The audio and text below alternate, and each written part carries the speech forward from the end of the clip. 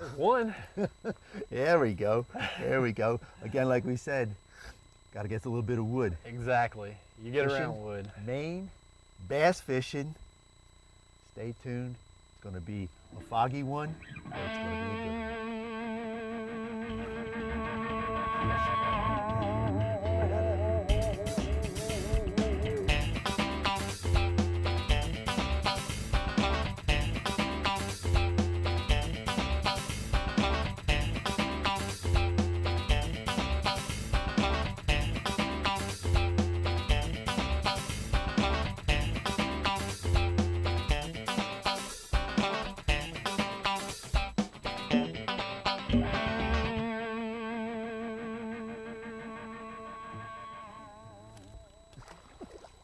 Bring that little boy in here for me.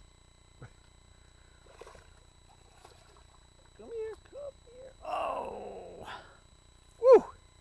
Another feisty I'm up here in, this isn't our country for either one of us. one. No, but I love it. It's a beautiful place. I'm up here with Jonathan Newton, FLW Pro. We're up in Maine. It's cold. It is cold. We're not used to this kind No, of we're weather. not. And we're catching some bass. We got a fall pattern up here because it's cool for up here, Yes. you know, that kind of stuff. And the lake's turning over. Yes. And so it's a little tough fishing, but we're starting to put a pattern together a little bit with a jig and some Senkos and stuff like that. Why don't you just talk, or Jonathan, let's just talk a little bit about the turnover that we have right now in this time of the year. Well, they've already had the first frost here, and so the lake's beginning to turn over, and it colors the water up. This is usually a clear lake, and now it's got a little color to it, and the fish are, I guess it's harder for the fish to actually see your lure as good as normal, but we're finding them concentrated in some of the heavier cover, which I like fishing heavy cover, especially fishing a jig. The turnover, does that force them to get into that cover, or do they want to back? What are they going to do? I mean, it's the fall turnover, so Right. it messes them up, really. Yes, it does, but it's a time for these fish coming from a clear lake to actually move shallow, because they feel a little more secure moving shallow. So that's a time of the year you can really go shallow and catch And them. get a real shallow bite. Right. Real Right. shallow I'm bite. talking a foot, 2 foot deep. Jonathan, we just came up along the shoreline and we get a lot of this, the blow down and stuff like that. And how would you fish this? I mean, you got to really take this apart. You really do. You can't just skip over and hit the high points and the holes. You really need to get in every place you can get back in there. Not just on the edge, but that's why a lot of time us guys that use jigs a lot and we use heavy line. We use 20, 25 pound test, and it's simply for the fact, I don't care if I throw it all the way to the back of there, I can get him out of there. I feel like I can, and you need to, but yeah, you have to pick this stuff apart. Sometimes it means even, I'm using a 1/2 ounce jig here. And a lot of times I'll even go up to a 3/4 or a 1 ounce. If I can't penetrate that heavy cover, I'll go up a size or two, and you can do that with a tube or anything. It's not necessarily, a lot of times the bait that works. It's just the fact that you're getting something to the fish. Right, because they'll back into there and Right. well, if you drop the lure in front of it, they're not going to come out. But if you push that lure back in there, You push it and hit them in the head, they will take it. and that's one of the things a lot of guys are afraid to throw their baits in there Right. because they're going to lose that jig or they're going to lose that tube or something like that, and you have to give that up. You give that up because you got to think, well, if I don't get the bite, I'll never have the opportunity to get the fish in.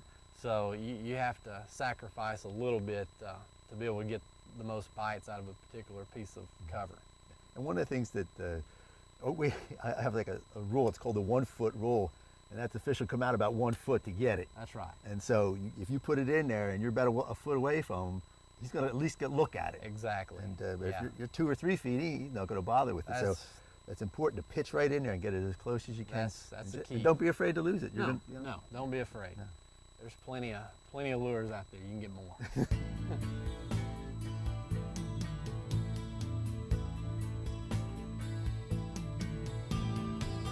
This dock right here, I'm kind of excited about fishing it. It's a little bit different. We've been fishing these docks that are floating docks, and finally got one with some poles that actually go into the bottom, and that's the type of docks I usually try to key in on, especially before the sun gets out. and it just seems like they like to hold around those. Where will they piers. position themselves? Just way in the back, or will they be out It front? just they could be in either one. I mean, you want to start and you want to work this dock from the shore out. I mean, you want to work it all and figure out exactly where they're holding. But the way the sun is now, you know, the fog's finally starting to kind of burn off, and I think you'll find these fish at like on the corners, and as the sun gets on up, you'll have to get on and under them and pitch catch back them. up. Right. Yeah. Again, the difference is that this dock kicks out and it's got the poles going into the water Right. versus just a floating Versus just dock. a floating. Yes. It's a lot more here to fish. And of course, there's a ladder. Of course, you got to throw out a ladder. What is it about the ladder that attracts the fish? Do you have it? No, I It's mean, got more rungs and stuff that they can. I think it's the bait just fish hang extra. around? Yeah, I think it's just extra stuff there, you know, to maybe hold more algae and attract more bait fish, and they just something they like to sit against.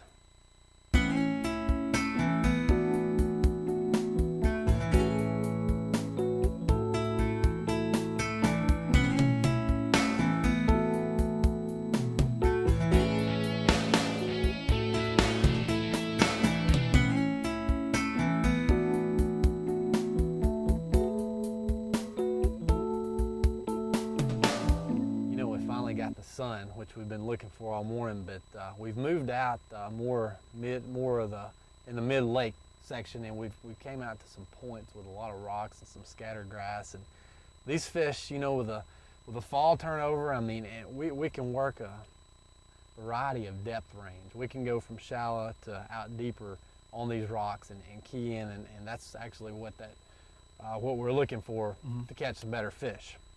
Because again, it's a transition, but these points, we got a little sun, but we got a little bit of shade too from where the angle we have, and they'll move on to these points. Now, the best thing, we have just a little bit of wind come up here on this point. That's what we need. We need some wind. And that would be the ticket. But again, we have some grass. And one other thing that we'll talk about when we get into it a little bit more is how to read a map to find these spots, because there's a lot of islands, but some islands are better than other islands, and you might as well eliminate some of those stuff so you fish the better water for most of the day rather than, you know, hit and miss going, oh, that's a good one, that's not.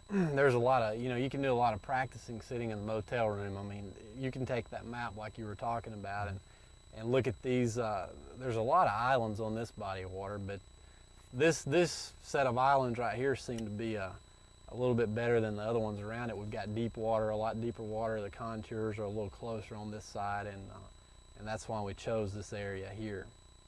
Yeah, and again, the map helped us a lot to pick out that spot, because we did see those contours. And and also, when you're up on a lake like this where there's rock shoals, a map is essential. Yes. Unless you want to, you know, lose that lower You have end. to be careful here. Yeah. You So have it's to be careful. important to read that and find out where your buoys are, and to really pay attention to that, because, you know, if you don't pay attention to that, you're not going to be fishing. No, you don't want to run in between some of these buoys like you normally want to try to stay in between them. Right. Another thing you want to pay close attention to when you come into these areas like this is your depth finder. I mean, your electronics is key to letting you know what depth you need to be fishing in, and here we started out a little deeper, but we've moved into the 8 to 10 feet range, and you can cover a variety of depth. From 8 to 10 feet, you're casting up into actual 2-3 feet of water maybe, you know, and working it out and covering a big range of depth there when you do that. And so when you're coming up on a point, that's really important to have those electronics. So again, you could be out on point and find a hump out here that's just loaded with fish. Yep. And it's important. So when you're coming up to a point on an island, or any kind of a point in essence, is to make sure that you pay attention to your depth finder, and then really that's going to be your key. That's your key. Yeah. The depth finder is the only eyes you have to see under the water. So I mean, you got a pretty fish too. Yeah. Again, right off of this, right off the point, just like we were saying. Yeah.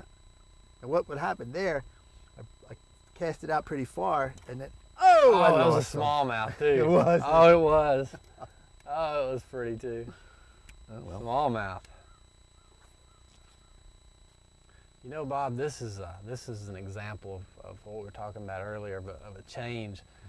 You come down through here and you have a few rocks scattered, but like right here, we've got that rock point that sticks out, and you can actually see the rocks coming out in the water. that will be a key location to catching a fish. And the sun is actually bright and we have no wind. So we've kind of went a little bit more finesse style on them. Right, and there's a little point, that part we could right. use. Oh, how pretty is that? Look at this. That's what you gotta love about up here. Get that baby in here, and then let's talk about what we got here. Oh, woo! He's still strong. Quit splashing me now. Come here.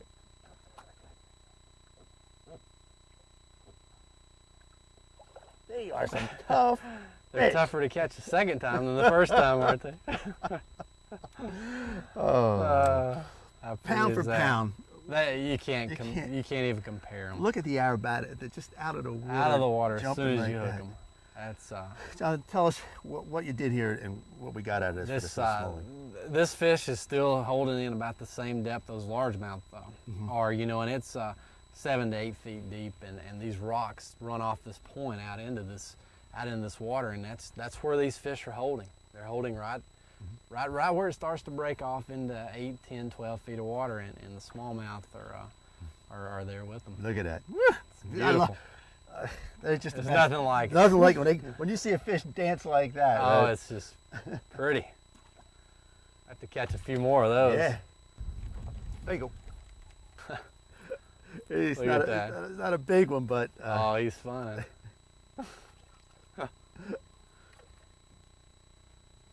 Can't discriminate on what we catch. No. Some of them are big, some of them are small. Yeah, ever set the hook. Well, again, the point is the point of the point is we're on a point right now, and those fish they're on this thing. Yes, they Like are. I said, as soon as that thing comes down, just. Oh, I just missed one right yeah, there. There you go. See, yeah. So again, when you're out on a lake, and you have that transition of you can see. I mean, this is like a bullet right here to see Yes. that one. Fish that point, move out a little bit, use your depth finder, I missed it. and you put some fish in the boat. Yes, you will. They're really here. Yeah. Oh, there. That's a good one. Yes, That's it a good one. There must be a lot of fish here. Look. I'm using light line, so I really don't want to Bump them into the boat. Look at that. Yeah. How pretty is that? Yeah. Oh, pretty fish. Nice and healthy, chunky. Same thing, same place. Yeah. Actually. Yeah. That's a nice thing if you can come up on a point like this, and then get some fish. Yeah, you'll catch a small one, but Sure. the next cast Could be a big one. Yeah. Now the best thing on one of these points is that if we both throw it and we double up. Oh, that'd be awesome. I think we can do that right here.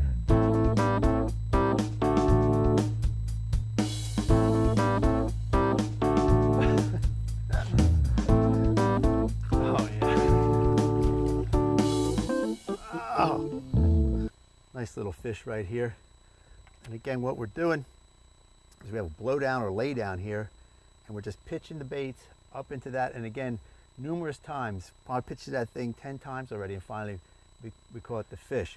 Again, we have deep water out here, and it gives the fish an access point to get out of the danger. If they're in danger, they go to deep water. But basically, they're going to be backed up into this tree. And again, like John was saying, just keep pitching, and eventually you're going to get some fish. Let's catch some more.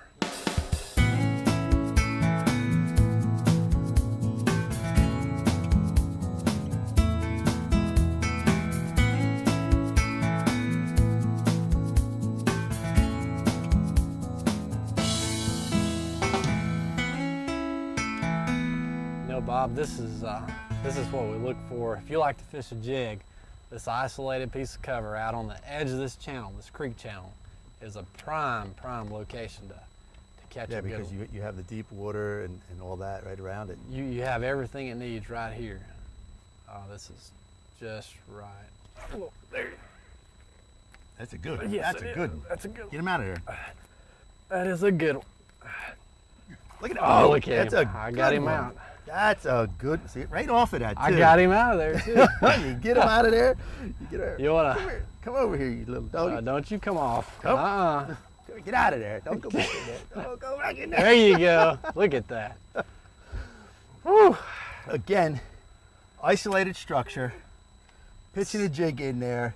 You gotta have heart because he threw this jig in the middle of that garbage. Heart. My heart's almost stopped. Again, isolated cover. You got deep water on each side. It's not gonna happen all the time, but boy, when it does, But you better concentrate on you it. did it. You know what? To be honest with you, there's times you can probably take 2 or 3 fish. Oh, out of there. absolutely. I have caught 5 fish out of one tree like Like that that. before. Yeah, let's Sure get this have. bit.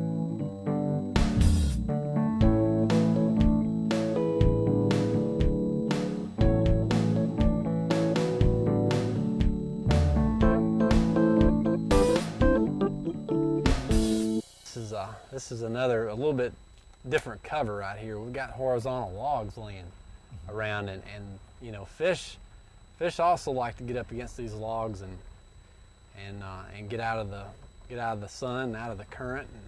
And a lot of guys like the horizontal versus the vertical. Well, you've got a lot more of the log actually in the water to shade the fish. I mean, it's a lot more in the water to fish. Sometimes it takes a little longer to fish these. There you go. Oh man. Oh, Ooh, that's yeah.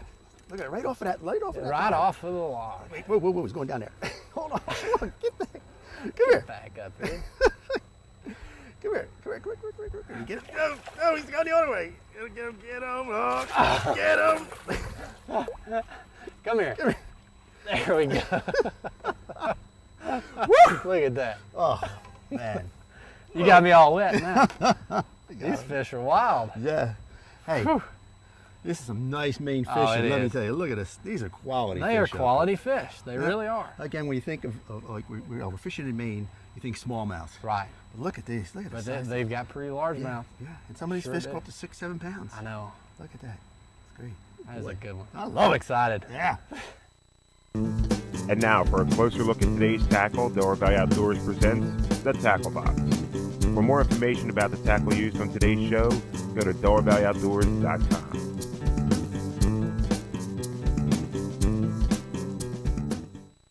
All right, Jonathan, we're here with the tackle box, and I guess as a search bait. Now we had some interesting things that both of us had never been on this water Exactly. today, and so it was kind of a challenge for us to find out how to fish were patterned and how to do it. And again, you got to start with this. What do we have You here? got that's a 3/8 ounce Strike King spinnerbait, Willa, Colorado. That you can really wind that bait fast. I mean, you can cover a lot of water, and with the water clarity still being pretty good here, it's you can get a reaction strike pretty quick. And then you obviously have the trailer hook on there too. Right. Now, do you always fish a trailer hook, or don't you fish a trailer Always fish trailer hook. hook? Yeah, Always fish trailer hook. because you don't want to let that No, short strike. yeah, especially with smallmouth, you get a lot of short strikes. So I think it's always good to have that on there. And what's the combination of the Colorado and the Willow? You know, that's just that's a preference. I mean, a lot of times I'll throw double Colorados or double Willas. I mean, I just mix it up, and I don't really think it makes a lot of difference. But you know, a lot of times it's just downsizing the bait a little bit, in my opinion. Okay, once we had a search bait, we went to Oh, that's my favorite. we went to the killer here. Yeah, Let's that's talk about this. That's a 1/2 ounce Strike King jig tipped with a Zoom Super Chunk Sapphire Blue, and that combination is just for medium cover, heavy cover. I mean, a 1/2 ounce will cover it. You can get down into most heavier covers with that, and it's just awesome. You were throwing this into some pretty Yes, pretty yeah, heavy I did. cover, I cover sure with this, did. and you can get it through there pretty good. Right. Now, the Sapphire Blue, I know a lot. You like that it's a dark and a light. Yeah, I love that color. For one thing, I can see it in the water when I'm pulling it in. I can see it. I know the fish can see it, and for some reason they love that color. And I'll tell you one thing that I noticed today when we were throwing this bait is that you can really swim this, and Yes, you really can. and talk about profile. That was a nice profile it's- coming through the weeds Yes, and stuff and like a lot of times if you pay real close attention to that, you'll see fish come out and look at it, and then you catch them later. So it's I really like that combo. That's generally speaking, that's half ounce. That's a half ounce. Yeah, standard for me, half ounce. Okay. All right, now this is the bait that I Okay, actually, yeah. I could do something. Tell us about this one. The less you do with this bait, the better you are. We use Strike King Zero today. This is a Senko. You know, a green pumpkin Senko. You can catch fish anywhere, anytime, any way you want to do it. I mean, and literally, the less you do with this bait, the better off you are. So throw it out there. 15-pound fluorocarbon line is what we're using today. Fluorocarbon because it sinks, but 15-pound fluorocarbon, and throw it and do nothing. And again, when you feel the bite, you just. And again, you could Texas rig this, but we did. Right.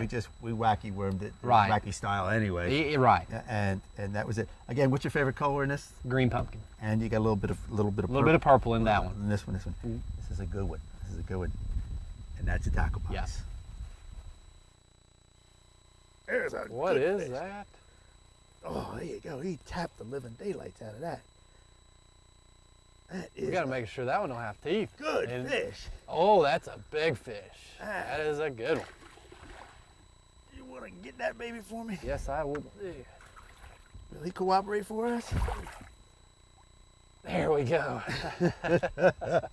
That's what it's all about, right Jonathan, there. I want to thank you Oh, for helping me put this pattern together up here in the fall. Want more information about coming up here to Maine? Go to our website. We'll have all kinds of tips on catching big dogs that's a like beautiful this. fish. You got to ask Jonathan more questions. Go to our website. We'll email you. We'll get you that stuff. Hey, I'm Bob Murray. I'll see you on the water. Ooh, son, I love when a plan comes I do together. too. That That's dog great. come right out of there. Sure did. Yeah.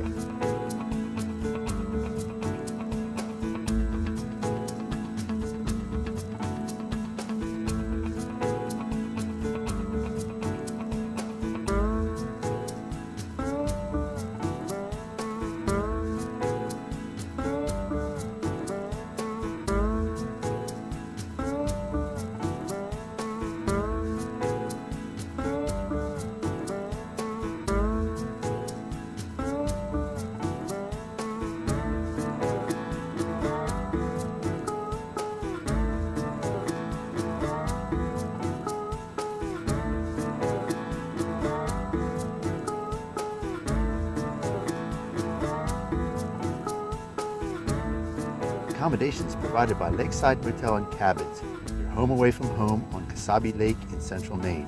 Sherry and Andy are celebrating 20 years serving families and fishermen. They are 3 miles from Interstate at Augusta in the central Maine Lakes region. Give them a call at 1-800-532-6892 or email at info@lakesidelodging.com.